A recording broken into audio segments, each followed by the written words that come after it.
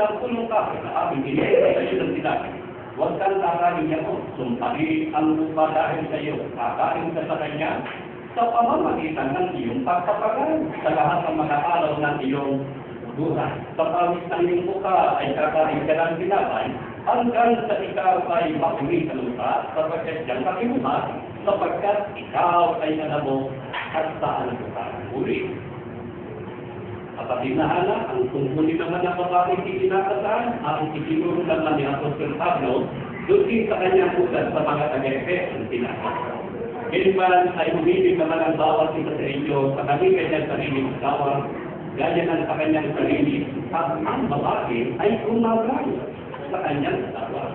Ang pagkala na dapat inutos ng babae sa kanyang asawa ay ipinaliwanag ni Apostol Pablo sa kanyang sulat sa mga tagapagsalita na nagsasabi ng babae, natakot kayo sa inyong asawa, sapagkat yan ang kalooban ng Panginoon. Ang babae ay hindi pinalilitutusan na magtakot ng pamumulo sa lalaki, kundi ang sabi ni Apostol Pablo, ang babae ay manhalan at nahibig na may buong magkakasabot.